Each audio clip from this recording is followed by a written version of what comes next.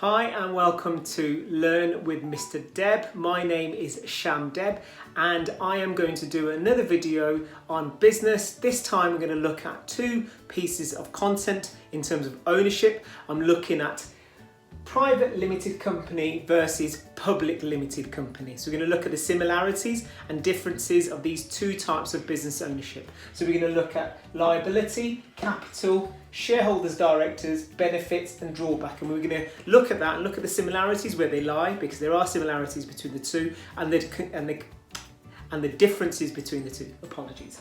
So in terms of the title, a private limited company has LTD after their name, and that's why you can tell they are a private limited company. LTD stands for limited.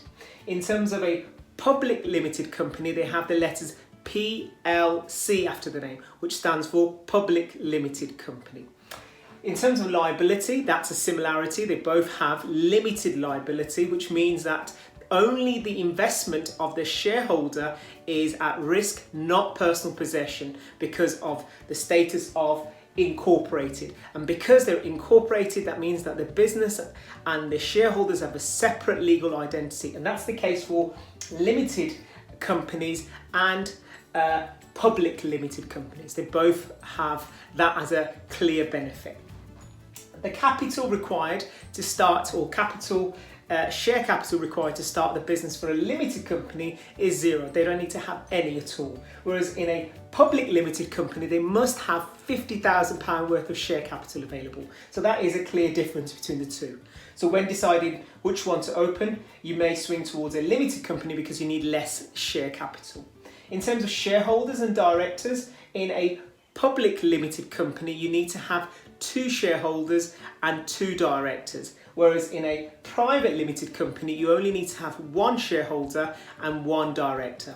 The other thing to note is in terms of a company secretary, in a public limited company, you must have a qualified secretary. In a private limited company, you don't need to have a secretary at all. The benefits of a public limited company and a private limited company. We'll start with the private limited company. The first benefit is that you keep complete control of the business.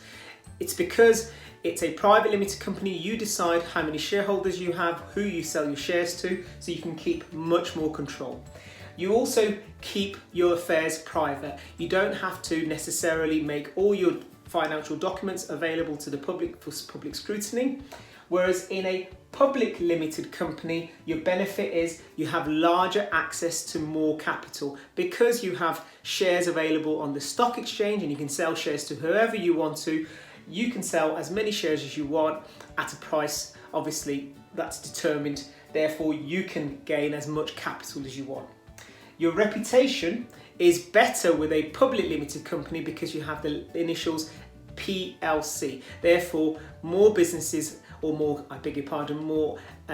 investors are going to come in because you have the letters PLC. You have a higher reputation. The drawbacks of a private limited company is that you can only sell shares to friends and family. You cannot access the stock exchange, which means that investment is going to be limited to the people that you can sell shares to. You can only raise a limited amount of finance as well. That's also a negative, and you probably don't get as much access to bank loans and investments as a public limited company. Whereas the disadvantages to a public limited company is that it costs more to start up. Remember, it costs £50,000, and that could be a big disadvantage if you haven't got access to that share capital. And there's also that potential that you can get taken over, as well as the fact that you have to publicise all your financial documentations. Both businesses have similarities between themselves, and there's also clear differences between the two. So we looked at ownership, liability, capital, shareholders and directors, and benefits and drawback. Hopefully that's been informative. Hopefully you've been able to understand the differences and similarities between public limited company and private limited company. If you have any comments, please don't forget to write into the comments box. If you've enjoyed the video, please give me a like and a thumbs up, and don't forget to subscribe. Thanks for watching. Have a great day.